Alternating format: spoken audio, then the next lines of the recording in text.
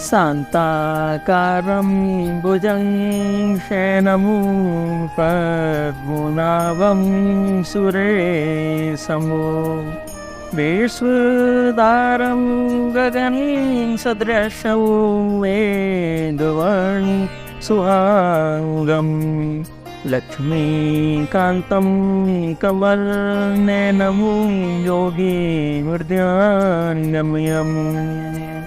वन्दे विष्णु भवेहरं सर्वलोकैकनाथम्। और श्री सत्यनारायण भगवान की जय। भाद्रपद शुक्ल एकादशी की पौराणिक कथा। युधिष्ठिर कहने लगे कि हे भगवान, भाद्रपद शुक्ल एकादशी का क्या नाम है, इसकी विधि तथा इसका महात्म्य कृपा करके कहिए। तब भगवान श्री कृष्ण कहने लगे कि इस पुण्य स्वर्ग और मोक्ष को देने वाली तथा सब पापों का नाश करने वाली उत्तम वामन एकादशी का महत्व मैं तुमसे कहता हूँ, तुम ध्यान पूर्वक सुनो। यह परिवर्तनीय एकादशी जयंती एकादशी भी कहलाती है। इसका यज्ञ करने से वाजपेयी यज्ञ का फल प्राप्त होता है। पापियों के पाप नाश करने के लिए इससे बढ़कर कोई उपाय नहीं है।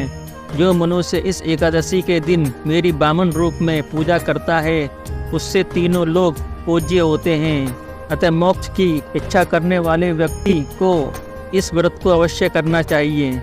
जो कमल नयन भगवान का कमल से पूजन करते हैं, वे अवश्य भगवान के समीप जाते हैं। जिससे भाद्रपद शुक्ल एकादशी को व्रत और पूजन किया, उसने ब्रह्मा विष्णु सहित तीनों लोकों का पूजन किया।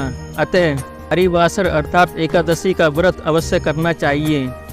इस दिन भगवान करवट लेते हैं, इसलिए इसको परिवर्तनीय एकादशी भी कहते हैं। भगवान के वचन सुनकर युधिष्ठिर बोले, हे भगवान, मुझे अति संदेह हो रहा है कि आप किस प्रकार सोते और करवट लेते हैं तथा किस तरह राजा बलि को बांधा और वामन रूप रखकर क्या क्या लीलाएं की, चातुर्मास के व्रत की क्या विधि है तथा आपके शयन करने पर मनुष्य का क्या कर्तव्य है, तो आप मुझसे विस्तार से बताइए।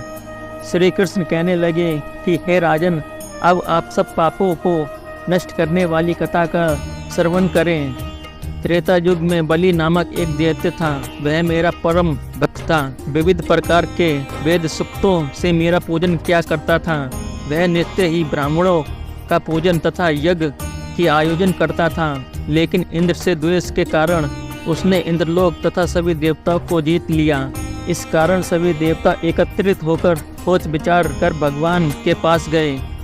बृहस्पति सहित इंद्रादिक देवता प्रभु के निकट जाकर और नतमस्तक होकर वेद मंत्रों का भगवान का पूजन और स्तुति करने लगे। अतः मैंने वामन रूप धारण करके 5वां अवतार लिया और फिर अत्यंत तेजस्वी रूप से राजा बलि को जीत लिया। इतनी वार्ता सुनकर राजा युधिष्ठिर बोले कि हे जनार्दन, आपने वामन रूप धारण करके उस महाबली दैत्य को किस प्रकार जीता।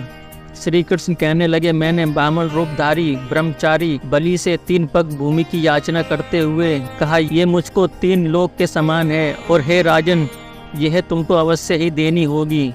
राजा बलि ने इसे तुच्छ याचना समझकर 3 पग भूमि का संकल्प मुझको दे दिया और मैंने अपने त्रिविक्रम रूप को बढ़ाकर यहाँ तक कि भूलोक में पद, भूलोक में जंघा, स्वर्गलोक में कमर, महलोक में पेट, जनलोक में हृदय, यमलोक में कंठ की स्थापना कर सत्यलोक में मुख, उसके ऊपर मस्तक स्थापित किया।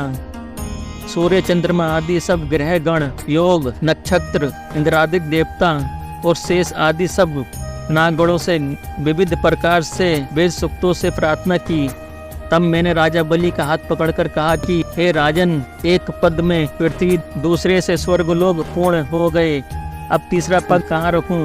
तब बलि ने अपना सिर झुका लिया और मैंने अपना पैर उसके मस्तक पर रख दिया, जिससे मेरा वह भक्त पाताल को चला गया। फिर उसकी विनती और नम्रता को देखकर मैंने कहा कि हे बलि, मैं सदैव तुम्हारे निकट ही रहूँगा। विरोचन पुत्र बलि से कहने पर भाद्रपद शुक्ल एकादशी के दिन बलि के आश्रम पर मेरी मूर्ति स्थापित हुई। इसी प्रकार दूसरी क्षीर सागर में शेषनाग के पृष्ठ पर हुई। हे राजन, इस एकादशी को भगवान शयन करते हुए करवट लेते हैं, इसलिए तीनों लोकों के स्वामी भगवान विष्णु का उस दिन पूजन करना चाहिए। इस दिन तांबा, चांदी, चावल और दही का दान करना उचित है। रात्रि को जागरण अवश्य करना चाहिए। जो विविध पूर्वक इस एकादशी का व्रत करते हैं वे सब पापों से मुक्त होकर स्वर्ग में जाकर चंद्रमा के समान प्रकाशित होते हैं और यश पाते हैं। जो पाप नाशक इस कथा को पढ़ते या सुनते हैं उनको 1000 अश्वमेध यज्ञ का फल प्राप्त होता है।